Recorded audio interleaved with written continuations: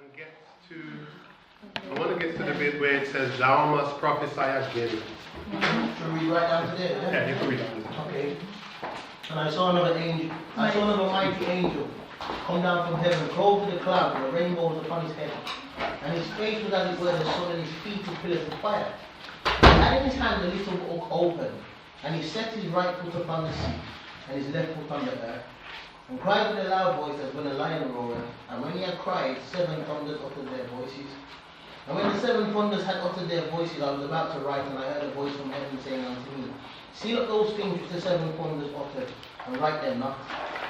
And the angel which I saw stand upon the sea and upon the earth lifted up his hand to heaven, and swear by him that liveth for ever and ever, who created heaven and the things that are therein are, and the earth and the things that are therein are, and the sea and the things that which are therein, that there shall be time no longer. But in the days of the voice of the 7th angel, when he shall begin to sound, the mystery of God shall be finished, as he hath declared it to his servants the prophets. And the voice which I heard from heaven spake unto me again and said, Go and take the little book which is open in the hand of the angel, which standeth upon the sea and upon the earth. And I went unto the angel and said unto him, Give me the little book. And he said unto me, Take it and eat it up, and it shall make thy belly bitter, which shall be in thy mouth sweet as honey. And I took the little book out of the angel's hand and ate it up. And it was in my mouth sweet as honey, and as soon as I had eaten it, my belly was bitter. And he said unto me, Thou must prophesy again before many peoples, and nations, and tongues, and beings. So, who's the angel again? Right? Christ. You know, Christ is just giving everyone who's read this, he's giving you a command that we're just talking about this morning, this very same chapter from the book. You're commanded to go and prophesy again for every nation, kindred, and tongue. Because when they took that book and ate it, and it was sweet, the sweetness was that they now seen Christ is coming. They can give the date. Everybody's running. But then the experience that they were going to go through at the disappointment was going to be a bitter one. And when after that bitter disappointment, what is he told them to do? Die, prophesy again. But that's you and I. It's not the Millerites. Because they now went back later on to study, and this message now is given to the Adventist church to say, tell the world and bring the world to show them where I am and where I'm positioned in the sanctuary. Let them understand the judgment. So don't forget what the whole point of this Daniel chapter 8, the importance of it, it's leading men to prepare for the judgment. You can't prepare if you don't know when judgment's beginning or when it's begun. And that's what they're lacking. So we can see from that very first video, this man doesn't understand anything to do with the investigative judgment. This is not based on Miller, this is based on God opening up scripture. So anytime you bring someone and says, please break down the 20. If I was speaking to him, I say, what's your understanding of Daniel 8:14? How do you understand the sanctuary being cleansed? And you'd find they would get stuck to answer these things. But it's your duty as an Adventist, Seventh-day Adventist, to bring the sanctuary doctrine. So when they went back after the disappointment, which I'll show you in a second, the first thing they saw and understood was the sanctuary. That's what the very first thing. Just refresh yourself back again with this. Because when we go into Matthew 25, I just need you to have a refreshed in your memory. So we're happy with this again. 6 hours? What's 6 hours? 3 months. 3 months. 3 months. Right? Good. 90 days, I like this. I like that too. I don't mind. End month. Months I've got. Right, so we've got 2 hours a month. How much did we say 1 hour is again? 15 days. 15 days. And you need that because when you'll see that anyway, Joe Silas has done that. We'll cover that a little bit of Revelation 9. I don't want to spend time on it, too much time on it, but we'll see it.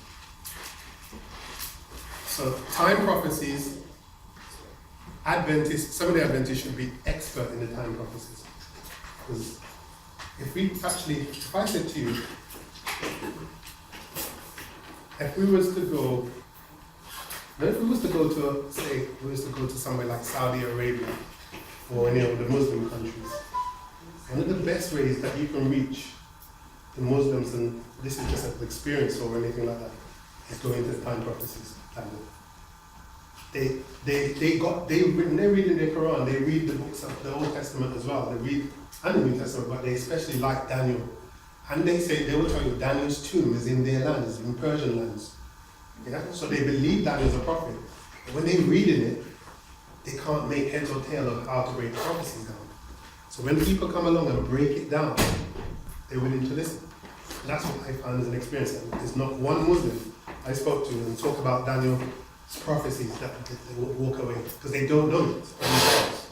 There is no prophecies in the Quran or something like that. So they're willing to listen if you're willing to show them. And that's why God has brought this message in prophecy. And especially when you tell them there's prophecies in the Bible that's referring to them, like Revelation 9. They're shocked, they can't believe it. So they have no understanding of breaking those down. And Revelation 9 is based on Islam, and it's a prophecy that we all should know, because our forefathers or our pioneers have taught these things. Yes? And there's no way, if our early church fathers taught it and there's written books on it and handed it down for us, that we should know it. So we should know it. So we got that, yes? So we got 1 hour is 15 days. So just remember this calculation, we'll go as we move on. So Revelation 10 tells you thou must prophesy again.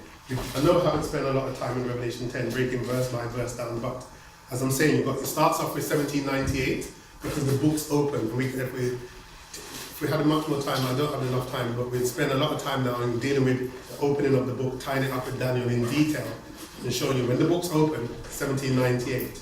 You've also seen that when he's putting one foot on the sea, one foot on the earth, this message is going worldwide. I'm saying he starts off with Europe. And because the sea first, he steps sea first. He doesn't jump and land with 2 feet, he steps feet, earth. It says 1 foot sea, 1 foot earth. So I'm saying it's interesting to note that it's in Europe, it starts. And we've got many Adventists who will tell you that you can speak to Adam Ramden. We've got some good Bible teachers in Germany, and they're Christopher Crump, and they're all breaking down saying Europe first. It makes sense in that the Reformation started in Europe. Yeah. So although we see a shift in terms of the information that we've got on the, where the focus is on the USA, it didn't just die out, did it? In Europe, it carried on. So it makes perfect sense that it's Europe that it started first. The message. And a text is coming to mind that you mentioned. So why is there a special emphasis now on America? Revelation 12 is coming to mind. So if we turn to Revelation 12, it goes from 13 to 17. Revelation 13, you mean? Revelation 12 is Revelation 12. 12 verse 17. Is it? Not verse 17. Revelation 13, you mean? Yeah, I want to get before that, but read a little rundown before that. I want to get to that verse. Is that verse? What verse is that? I would say go from verse 13. Yeah, verse 13. That's what I wanted. 13 onwards. And when the dragon saw that he was cast into the earth, he persecuted the woman which brought forth the man-child. And to the woman were given 2 wings of a great eagle, that she might fly into the wilderness, into her place, where she is nourished for a time, and a times, and half a time. Pause for a second. What time period is that? Sorry. That's good. Carry on. From the face of the serpent. And the serpent cast out of his mouth water as a flood after the woman, that he might cause her to be carried away of the flood. And the earth helped the woman, and the earth opened her mouth and swallowed up the flood, which the dragon cast out of his mouth. And the dragon was wroth with the woman, and went to make war with the remnant of her seed, which keep the commandments of God and have the testimony of Jesus Christ. Okay. So, just seeing the church is being persecuted. This is the woman. It starts off with the Jewish church. It's going to move on from the Jewish church and go into the wilderness, where the church is being persecuted by the papacy for the 1260, because it says the woman is being given 2 wings. She flies into the wilderness. That's a 1260 time period. And then it says the earth helps the woman. So this is bringing to view a time period. When is the time period of the earth helping the woman? 1798. You could say 1798, or we can go back and start going from 1776 onwards, or early 1700s. America's coming up and people are fleeing into America, because this earth is representing America, to get away from Europe, so from persecution. There's a good chapter in the Great Controversy when it talks about Robert going over to America. But first of all, went to Holland, and then from Holland went to America. So the earth is going to help the woman by putting in laws. When they get into America, there's laws and the constitution is put in place to help God's church.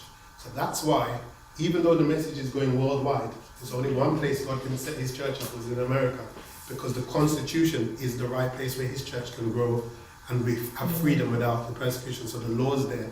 And if you understand how the laws are set up in Britain, it's not set up how America is set up. I mean, i.e., you have, God always tried to separate church and state, but the rest of the people continued with that. So if you have the Queen, is the Queen of England, but she's also the head of the church. And God doesn't have that separation of church and state, and that's was put into America through the Constitution. So the earth is going to help the woman. But notice it says the dragon is rough with the woman. And so who's this beast here now? They're coming to make war with who? But you can identify who God's church is here because they have something. Testimony of Jesus Christ. So what is the testimony of Jesus Christ? So Revelation 19:10 tells you it's the spirit of prophecy. So God's church is given the gift of prophecy. And that's what separates us from the others as well. Okay, so this is what we're bringing out. He was trying to give it to all the churches. So don't look at some of the Adventist guys, oh, he's giving it to us. He gave it to the churches. We are made up of those churches. That's what all I want us to recognize. Because everyone knew we were made up of the churches. Adventists went from church to church and bringing people in from different churches. So there's not, don't forget, we're made up of all those, we're amalgamation of all the churches. All that is God bringing the truth all together. Moving on.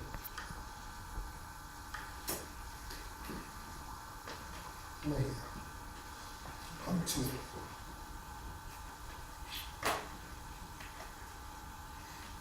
Question I want to ask, let me think. No question. Can anybody remember some of the names of the people? It doesn't matter if you don't remember all of it, because you're going to do your own study and you go back and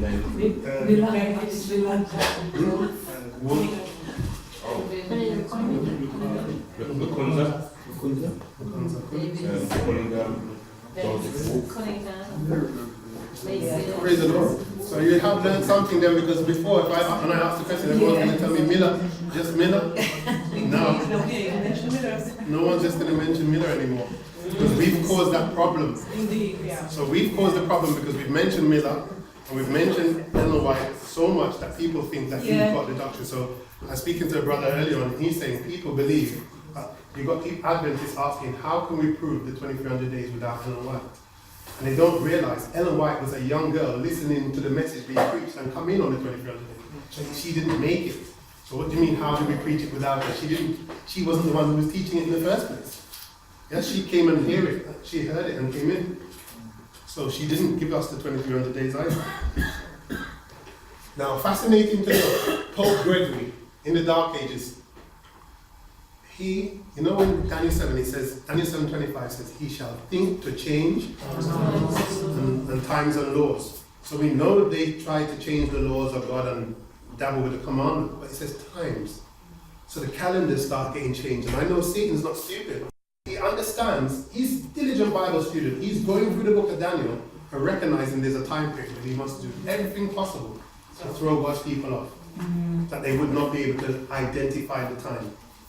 So God will have a people living at the end of the world and not understand the time that they're living at the time period of judgment. So that's what Pope Gregory did. But even though he did, as I said, God is good. God will send the people and they go back and even though the calendars changed, the Gregorian changed, the Millerites are going to go now and realize there's a Jewish calendar. And they're going to take the two calendars and put them together and work out the date. So we'll do some of that in a minute. So they had the prophecy of Revelation 9. And in Revelation 9, I'll put it up here, you'll be able to do it for yourself. In Revelation 9 it says you've got a year, a month. So a year is how many days in a year? Because when I 365. So there's 360 days in a year. So when the Bible says there's a year, it's expecting you to work out a day per year. So that means 360 years, right? There's 30 days in a month in a biblical month, so you've got 30 years. So far you're totaling it. So this is what they're doing, which you're going to see in a second. They're just going to break all of this down and I'll show you what Miller and Josiah each does. So how much is a day again? Sorry? You've got a month, I'm giving you the month. which is 30 years, and I'm giving you a year, it's 360 years. So how much is a day again? Yeah. And then when you go to Revelation 9, it tells you an hour. And when you total it up, it comes up to 391 years and 15 days. That's how long the prophecy in Revelation 9 is. And that's what they do. They go back and they're able to break this prophecy down. All they have to do now, once they know how long the prophecy starts, is to find a start date and find the end date. Just the same with the 2300 days. It's in Daniel 9:25, is it 25 or 27? When it tells you they're going forth for the command. We're going to go through that. So that's what they do. So that's just the length of time. We'll cover this in detail. When I go through this, I like to go through, just like break down chapter 8 and 9 together. So that's why I'm not focusing on that. I just give you the answer here, but I will show you how to get the start date and the end date in future studies. So we have the Second Advent movement. Yes? So what we have here in the Second Advent movement, a group of people, there's over 25 people around the world, Wolf, everybody, you've seen the names, they're all coming to a conclusion that the sanctuary is going to be cleansed, and they're all roughly coming up with the date 1843. Some people come up with the date 1847. Does anybody know why? 33. Hmm? The marking the crucifixion at 33. They say it's to do with the birth of Christ. Yes, so they're looking at the date, and depending on the date they worked out, they recognize, okay, if you got the one or the other, you'll end up with either saying 1847 or 1843. But either way, they were all in agreement that Christ is about to come. Because when you look in their writings, I didn't have time to show it to you before, in their writings they're all saying the sanctuary is the earth. So Protestants believed that the sanctuary was the earth. They didn't have an understanding of the sanctuary. I think that's the way the point you raise is very important. The fact that the papacy just didn't look to attack the Sabbath. Even the way they will measure days and years, that messes up the prophetic line if you're not aware of how days and weeks and months religion measures. So just to emphasise the importance of that point. We need to study the calendar changes and what the calendar ought to be. Yeah. And it's good. When we do this in detail, when we go through chapter 8 in detail, we'll do that. Where we go through it in detail and see how the calendar, and see how God, how He had them to map out the days and using it with the feast days and everything like that. Totally different from how we do it now. So they're all saying Christ is coming back in 1843, so they're teaching this is the cleansing of the sanctuary. So they have Miller. So I put two men up here, Joe Silage, Miller. Miller's a Baptist. I've forgotten where Joe Silage is from. Forgot to do that early on, but they're, as we said, they're all Protestants. Now, what Miller's going to do different. So when Miller now comes on the scene, Miller's now going to say he's not just happy with saying Christ is coming in 1843. When? So Miller's now going to predict a date. And what Miller does, the first date he predicts is March the 21st. And what he's doing, he realizes. I've got a thought that's come to me. Let me ask a question before I move on. How many of us know how many disappointments was there? There was one or two? So there's two. Do we know? It says in the Methodist Episcopal preacher. Okay, so he's a Methodist. So there you go. So you can see the different denominations again, yeah? The disappointment. Have you heard, normally Adventists will say that the reason why there was a disappointment, why, no, that's the question I'm going to ask. Why did they say 1843? That's the question I'm going to ask. Does anybody know why they're saying 1843? I'm not talking about justice.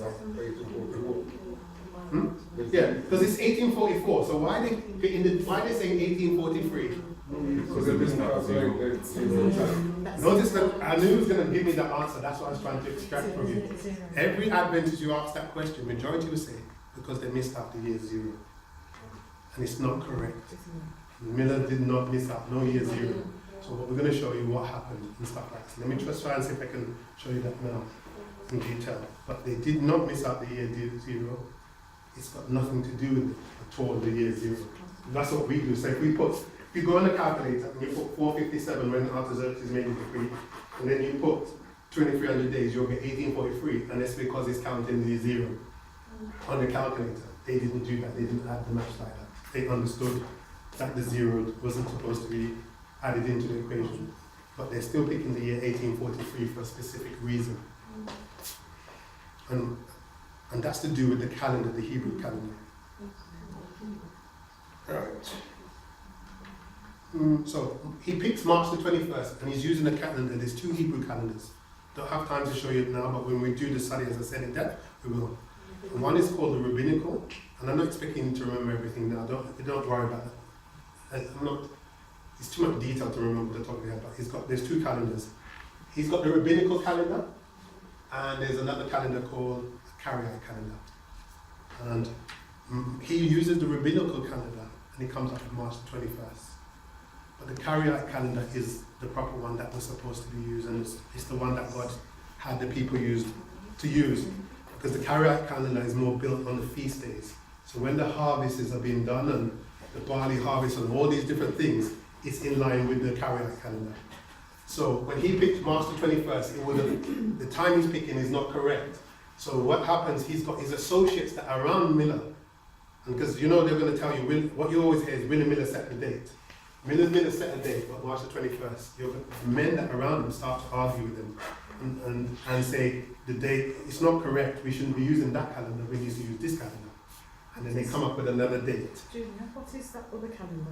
The other calendar is called a Karaite calendar. I'm going to hand it out to you in a second. Some pictures, because you're going to use to show you how they get the date October the 22nd. When they use the Karaite calendar, now this date comes up, April the 19th. It's at this point, yes, but they're doing it before they're predicting it somewhere down here, but they're now saying April the 19th is the date. They start to run with the date saying Christ is coming back April the 19th. And so many prophecies and parables are fulfilling as soon as they start to do that. So as I said, Matthew 25 is one, but they're also now fulfilling the first angel's message. So even though they're running with Daniel 8 and all these things, the first angel's message is now going to be fulfilled, because the first angel's message is now going to announce the hour of his judgment. So it's going to say, this is the hour of God's judgment has come. You need to go out. And there's a parable that says, bridegroom is about to come. Go ye out to meet him. So this is now what they're going to fulfill. When that happens, how it starts is 1840. You remember what we just showed you before, the Revelation 9? Mm-hmm. Josiah Litch, he's going to predict that there's a power called the Ottoman Empire is going to fall and collapse in 1840. But when he's predicting it, he's standing over here. He's going to predict it 2 years before it happens. And using the same rules of interpretation Miller's using. So Miller's preaching this, but people are saying, oh, we don't really believe that. Josiah Litch uses a prophecy and says, look, there's a prophecy about to happen. In 1840, this power is going to collapse. And let me tell you how ridiculous it would be like. What he said, it would sound this ridiculous if I said to you, America's going to collapse next year in July the 1st. And when America collapses, it would be just like nothing. People would just say, don't be silly. How can this great nation like this collapse by July the 1st?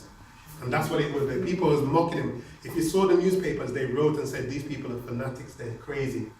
When the date happened, dead on the date, he predicted the date, August 11th, 1840, using the same method rules that I just showed you, hour, day, month. All he had to do was find the start date, and because he worked out the 15 days, it took him to August 11th, 1840. And then, dead on, when the Ottoman Empire collapsed, you know how many people walked into the church? 50,000 people accepted the message.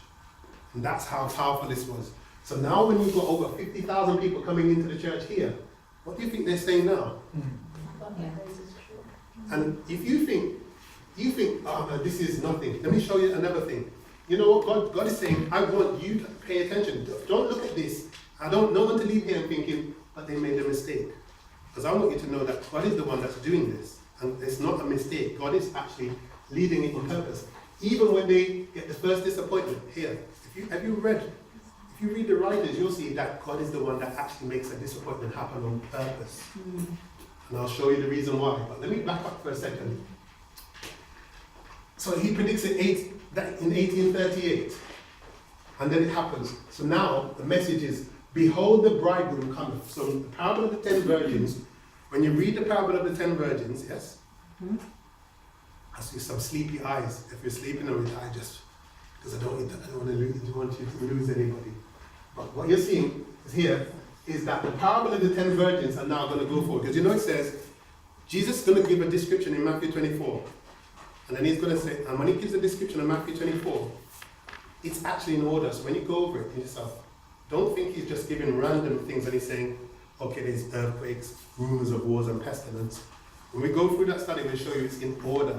So when he's getting to the end of the chapter, he's bringing you to the same time period. Yes?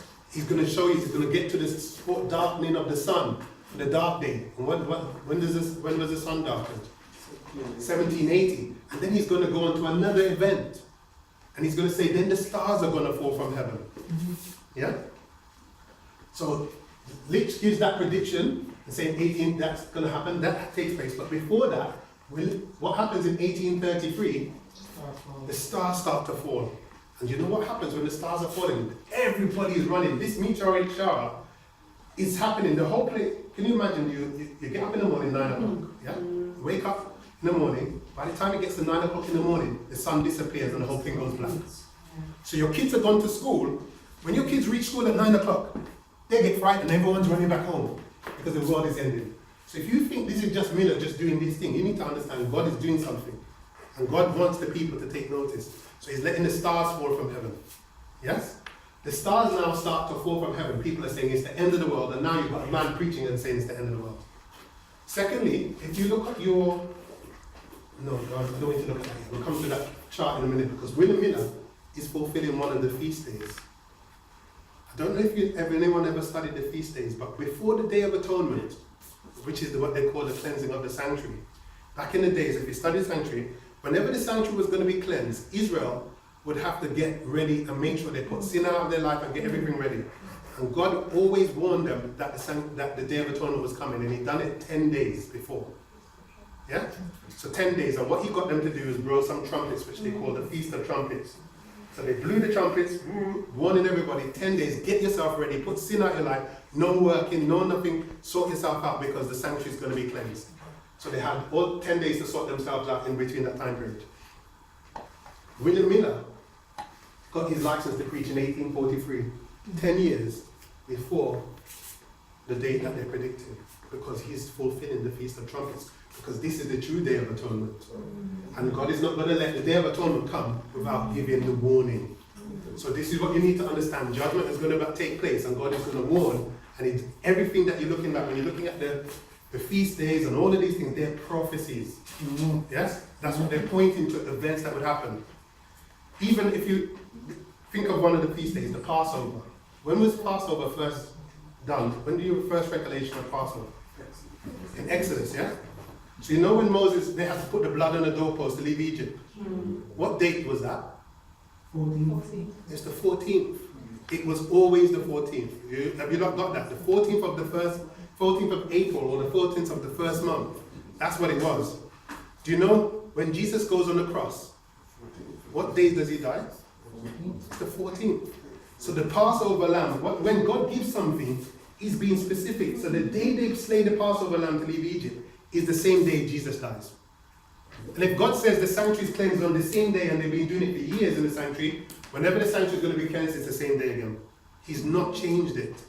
And that's all you have to understand, as you go back into the history and say, when is the date taking place? And this is what the Millerites are going to do. They're going to go back into history, check the dates, and then get an understanding.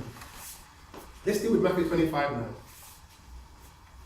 I want to read this first quotation, because I'm making a statement. I say Matthew 25 is prophetic. And I'm saying the pioneers are telling you that. Pioneers will tell you that, and the whites telling you that, everyone's telling you that. So it's not me making it up. As we read this quote, you'll see. And we'll show it to you. Someone read? The parable of the 10 virgins of Matthew 25 also illustrates the experience of the Adventist people. In Matthew 24, in answer to the question of His disciples concerning the sign of His coming and of the end of the world, Christ had pointed out some of the most important events in the history of the world and of the church from His first to His second advent, namely the destruction of Jerusalem, the great tribulation of the church under the pagan and papal persecutions, the darkening of the sun and the moon, and the falling of the stars.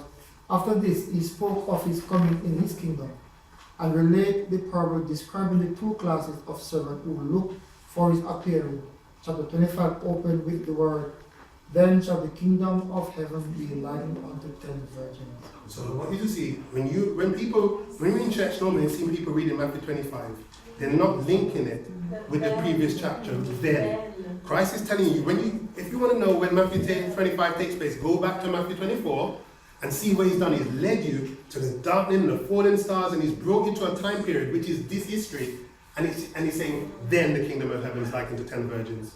So when we want to say who's a wise virgin and who's a foolish virgin, you need to, if you don't know Millerite history, you can't tell me who's wise and who's foolish. So you're destined to repeat their history.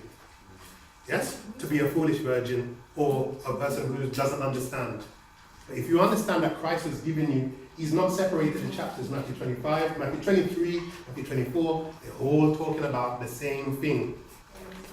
What's that from? It's here, Great Controversy 393, it's carrying on. So that's still finishing off the rest of that quote.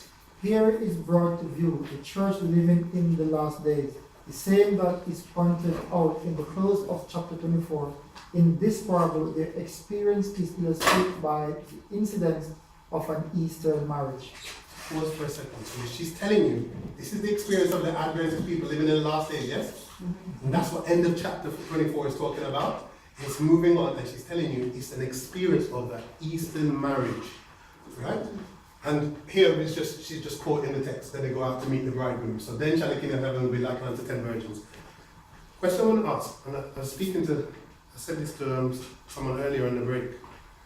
You know, Jesus is so, when he uses words, they're so powerful and specific, sometimes we just skip over them. The text where he says, he's talking about the disciples are not to worry about what to eat or drink, yes? And he says, consider the lilies, yeah? You read that text all the time and you can just read past it. How many of us have gone back and looked at a lily and look and say, why is Christ telling you consider a lily? He's telling you, study the lily. So I want you to do that in your little homework. Go and take your time, study the lilies and see. Because when me and Marley were saying, why is he saying this? Study the lilies. When we went back and read it and start to look into a lily, we start with that, whoa. It's not just a beautiful flower. It's in relation to what he's saying. He says, you don't have to worry about what to eat or drink or nothing. Consider the lilies. So he's got something there to do with the lilies. So the lily is it's not like a normal plant like what you think. So you need to go back and look at and do your research, and you can come back and tell me what you see in case we've missed other stuff. So that's one. Secondly, when he says, then shall the kingdom of heaven be likened unto 10 virgins. And he's quoting an Eastern marriage. So when he's giving you the description, this is a description of an Eastern marriage. It's not a description of a normal wedding. He could have said it could be, the virgins could be like a marriage, and he could have said that, but the details of that, that's an Eastern marriage. Somebody read 1 Corinthians 15:46 first, before we start this. 15. Yeah, 1 Corinthians 15:46. Howbeit that was not first which is spiritual, but that which is natural, and afterward that which is spiritual. Okay, 1 Corinthians 46 telling you, if you want to understand spiritual things, you must first understand the natural things. So God, you don't understand the spiritual first. So if you want to understand what this parable is telling, God's saying, Jesus is telling you, study an Eastern wedding. You should know every specification about the Eastern wedding first. Then you can break it down. So let me just go through quickly with you what you see when you're looking at an Eastern wedding. In the Eastern wedding, the first thing that happens in the Eastern wedding is that the bridegroom or the father and you got the bridegroom they meet together, and he asks for the bride. He wants to ask for the hand of the bride, yeah. And they have to negotiate a price. So a price must be paid. You can think of spiritual things at the same time. So you're thinking now of Christ, and Christ is the bridegroom, God the Father, and they're going to negotiate, and the bridegroom has to say, I'm willing to pay the price. So we know that Christ paid the price for us, right? Mm-hmm. So follow the story. So because everything in the literal is happening is spiritually. So the bridegroom is negotiating a price. Back then the price could be like, how about we're going to do 4 camels, and 40 sheep, or 100 camels, and this and that. and depending on what it is, we call that, what they call this is a dowry. Yeah. Yes? So Jesus is going to pay, we know Jesus paid the price. Once they make the agreement, so keep following the story, because you're going to go home and things are going to start popping up, because this is talking about what God is saying. He's likening what's going to happen to the church. So they make the agreement, and it's done. Something has to happen once they make the agreement. He has to now go and put it to the bride. And he offers the bride. So the bride is not forced into it. It's not no forced marriage where, okay, take her, and she has to go along with it. She can choose to accept or not accept. Yes, so there's no forced marriage on this. You choose to accept. Once the bride accepts, they have what you call a covenant to make. And they have a covenant wine where they drink from one cup. Yes? So then they're going to now make a covenant drinking. And the bridegroom drinks first, and then he's going to hand it to the woman, and she accepts it. Then she said, I'm covenanted to marry you. So they're not married, you just now made a covenant to say, I'm covenanted to be with you. So she's no longer supposed to go and drink from no other cup. And Revelation is bringing this out where the papacy wants a cup for people to drink. And you need to recognize once we do that and drinking from the papacy's cup, we're in a position where you're playing like a harlot or running around when you're actually a spouse to be married somewhere else. So they have to drink, they say they're going to drink from this. She's accepting and saying, I'm going to drink the cup. So they both say they're going to drink the cup. Once that happens now, that's the covenant. Everyone knows they're a spouse to be married, or you can say it's like an engagement. It doesn't take place there and then now, the wedding. Preparations now go ahead to be made. Yes, so think about this in craft. You can think about it as well in spiritual terms. Whenever the wedding is going to be set and everything's going to happen, there's preparation. Everybody's happy, the whole family is happy, so you can think of all the heavens happy. Because they have said, we accept. And even Jesus, if you text that come to mind is when Jesus, the disciple says to Jesus that, can we sit on the right side, left side or something? And he talks about drinking of the cup. Yeah, you're going to drink the cup. And he says, you will drink of the cup. So Christ drank the cup first, they're going to drink it next. And he says, you indeed will drink the cup. So now the guests, when the time period comes to the guests, they have to have lamps ready. In the literal, this is all in literal because the wedding takes place 6 o'clock in the evening. So in that part, in the east, sun sets.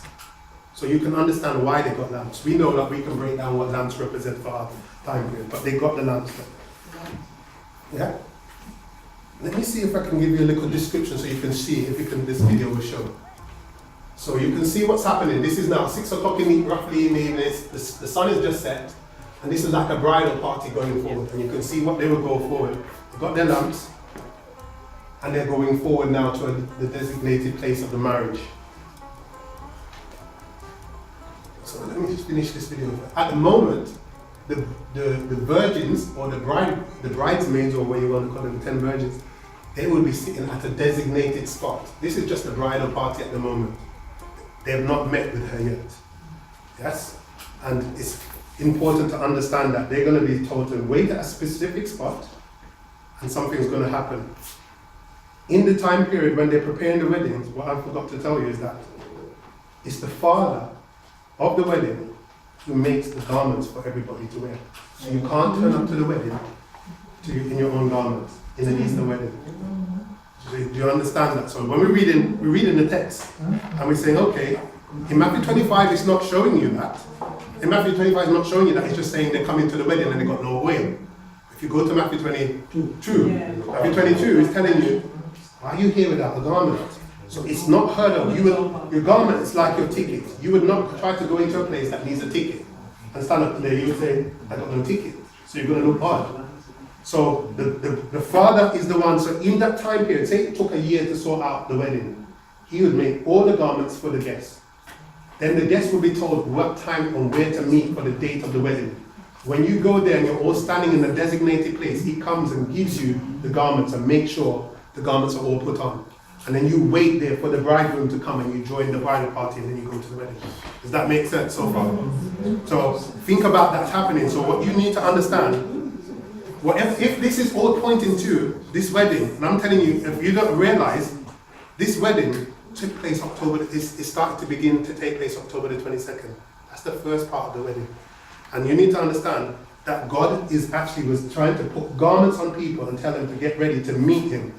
And he's the one that's developing the characters and stuff, and he's going to reveal to them about their characters. So this is what all of this is pointing to, the wedding. So if you don't know that there was this wedding or this marriage took place October the 22nd, 1844, then you're missing something from scriptures. Because this is, and it's clear written in the scriptures. You can read the writing of the pioneers and why, and the Bible text is showing you when the wedding. So this is what the date. This is what Matthew 25 is bringing you to see, that where the wedding takes place. So as they go forward now, moving on to the next slide. This is the bridegroom. He's coming, and he will now go along and meet the bridal party. Join him. You've already got your garments on, and he now comes to, and you then join with the bridegroom and follow him to go to the designated spot of the wedding. But remember, this is all taking place in the evening, yeah? So what would happen is there you would now join with the bridegroom. You got your garments on, and you're walking with the lamps in a nice bridal procession with the bridegroom to go to the marriage. Yes, that's what happens in the Eastern wedding.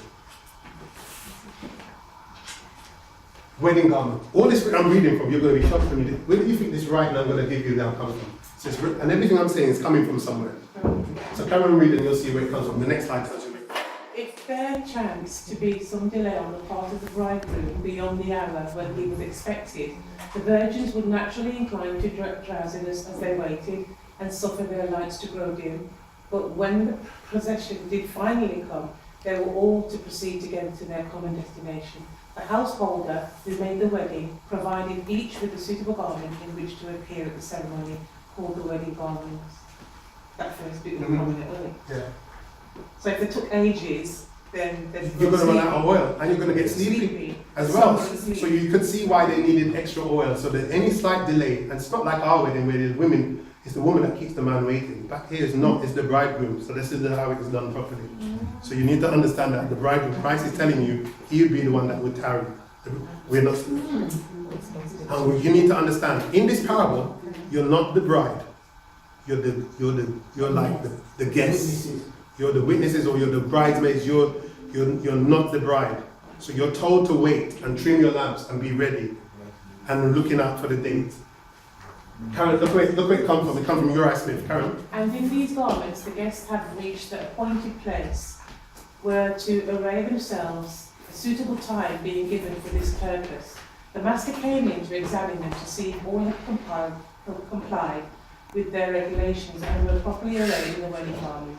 Then the marriage took place, and the prolonged festivities of the marriage feast in due time followed. Such were the essential features of an Eastern marriage, and through these Christ would instruct us in regard to certain positions which he is to fill, and certain experiences through which the church is to pass in connection with this second coming. So Uriah Smith and all these men have seen that and understood it. They went back studying the Eastern marriage, looking what it is and showing you this is the fulfillment of it for the church and dealing with the second coming and what the experience we're going to go through. So I want to show you how quickly. I'm going to have to, the time is run up on me. So let me. What's PTV, Junior? PTV is Parable of the 10 Virgins, Uriah Smith. So if you go into his writings, he's got a whole chapter on the Parable of the 10 Virgins. So all what I just told you as well is coming from Uriah Smith. So does it switch prophecy? There's loads of quotes that she will tell you as well. She refers to it as the Eastern marriage. Yeah, that quote I gave you before, the Eastern marriage, is a great controversy. You've got Christ's object essence to meet the bridegroom. Yeah. That's chapter of Christ's object. So let me show you quickly how William Miller came to the date, or how they come up to that date, how the disappointment came. Daniel 9, when Daniel wanted to understand the 2300 days, Gabriel told him when they're going forth from the commandment to restore and to rebuild Jerusalem, then from that time, that's when you're supposed to mark. So whenever the going forth of the commandment to restore, to rebuild Jerusalem, mark the 2300 days from that time, then you can work out the date. So what the Millerites did, they went back to Ezra 7. Ezra went up from Babylon, and he was already scribe in the law of Moses, which the Lord God of Israel had given. And the king granted him all his requests, according to the hand of the Lord his God upon him. And there went up some of the children of Israel, and of the priests, and the Levites, and singers, and the porters, and the Nethinims, unto Jerusalem, in the 7th year of Artaxerxes the king. And he came to Jerusalem in the 5th month, which was in the 7th year of the king. For upon the first day of the first month began he to go up from Babylon, and on the first day of the 5th month came he to Jerusalem, according to the good hand of his God upon him. The husband prepared his heart. Pause there for a second. No, you can pause at that verse. So far in there, it gives you the year when this is taking place. It says in the 7th year of Artaxerxes' reign. So when they go back into history, they realize Artaxerxes' reign of 7th year was 457. And what Artaxerxes is doing is giving Ezra a decree to say you can go and use this decree to go and restore and to rebuild Jerusalem. So this is the decree they're looking for. So all of those people of the second advent, they've all gone back and worked out the year to say 457. So they recognize we got the year. But what Millerites are now going to do, they're saying, actually, Ezra leaves on a specific day. What day does Ezra leave? First day of the first month. So they said, all we have to do is then add the 2300 days onto the first day of the first month and work out where that will take you. And once you then work that out, so he leaves here Babylon on the first day of the first month, and he tells you when you carry reading the verse, he reaches Jerusalem on the first day of the 5th month. So it takes them 4 months, and he reaches dead on the first day of the 5th month. All of these things is profound because you're going to see even the date that happens here is happening, something that happens like that in the Millerite time period that we're going to read in a second. So, first day of the first month. So when they work that date out, if you use this date and use the carry-out calendar, first day of the first month, it brings you to the date April the 19th. And that's the year it brings you to. And you remember I said there was no year zero. It really brings you to the date April the 19th, 1844. Yes, that's the real date it brings you to. But why are they saying 1843? Because the calendar is the carry-out calendar is 1843. The calendar itself, if it's the first day of the first month, do you know what the day before that is? The 18th. The last day of The last day of the last month and also the last year. Last day of the year. Because it's the first month. And they use it, the month starts in April. So you know like we have the tax year April because that's the correct way where God started it. He didn't start it in January and end it in December. It's April. So April the 19th would be the first day of the first month. The day before that, if you said the 18th of April, that would be 1843. So that's why they're looking and saying 1843. They're using the different calendar. So they're not using the year zero. They recognize, according to the calendar, he comes 1843. But it's really, when you use the Gregorian calendar, it's 1844. So that's why the disappointment takes place in April the 19th from 1844. But they're saying because he comes April the 19th, he leaves at April the 19th. No, the first day of the first month. It leads you to April the 19th. Can you say a bit again about the disappointment? Because if the disappointment takes place on, if they're working out that it's going to come in 1843 and the last day of 1843, when you line up with the carry-out calendar, is April the 18th, how is it that the disappointment takes place on the first day of the first month? Because it's in sunset. So think about it. So it's sunset. It's not they're not waiting until after midnight. They've come at sunset on April the 18th.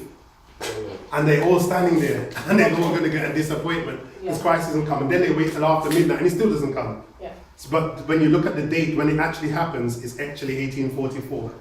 But the calendar, they're saying 1843. So you got the calendar on the thing. If you look on your charts, let me go back to the other one before I go to here. Let me just try and show you what you've got. Here's April, and what you have on the top of your chart, it says the Gregorian calendar, how it corresponds with the carry-out.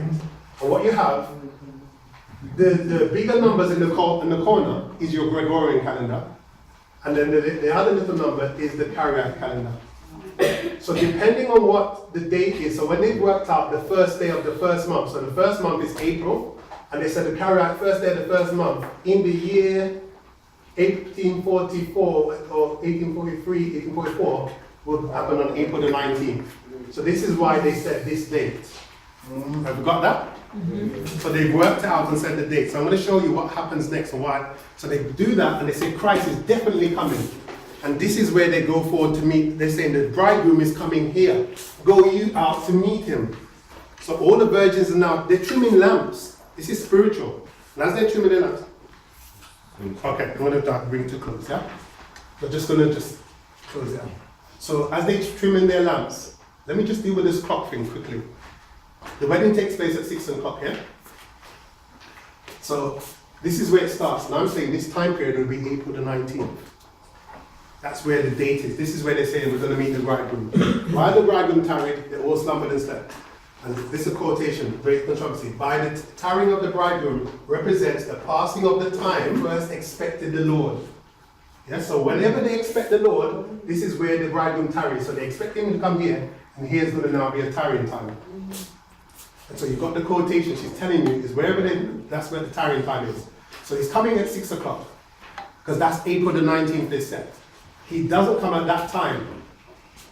So, and then it says at midnight, Matthew, verse 6 in Matthew 25, at midnight there was a cry made. So how many hours from here to here? 6 hours. So what did we say that was again? How many months? Huh? Somebody said it. 3 months. From 6 hours, when you go back into your chart, when you get your chart, you'll see 6 hours if you work out. Because 1 hour is 15 days, which is half of a month. So 15, and then you've got 1 month there. Another 15, 2 months. Another 15, 3 months. So 3 months. It says midnight, there's going to be a cry made, behold the bridegroom coming. So what they have is a disappointment here. Then they're going for a tarrying time. And then now there's going to be a cry saying he's coming here at midnight. So at midnight, expect a cry. And dead on 3 months after the first disappointment. You know what happens? Dead on 3 months. Samuel Snow, who was back then one of the pioneers back then, he comes up and he works out the date and says, actually, you made a mistake. You were working out that Ezra left with the decree on the first day of the first month. And when he left with that decree, you then mark the 2300 days from there. But what Samuel Snow does, he says, if when I've gone back into history and looking at the feast days, all the feasts happened dead on the right time. So Jesus died on Passover, and all the spring feasts were fulfilled. So that means this last feast must be fulfilled. So the Day of Atonement back then happened on the 10th day of the 7th month. So all you have to do is you look at your chart and you look and say, well, when we work out where's the 10th day and the 7th month, and it will give you the date. So what they've done, they put the two calendars together and worked out the 10th day of the 7th month. Samuel Snow did that and come up with the date, October the 22nd, 1844. And the date is correct. So that's October, and if you look at the 10th day on October, that's where it closed. So we close it here. We don't have time now to finish off. But that's what he did. So I'm just giving you a rough thing to tell you how he ended up with that date.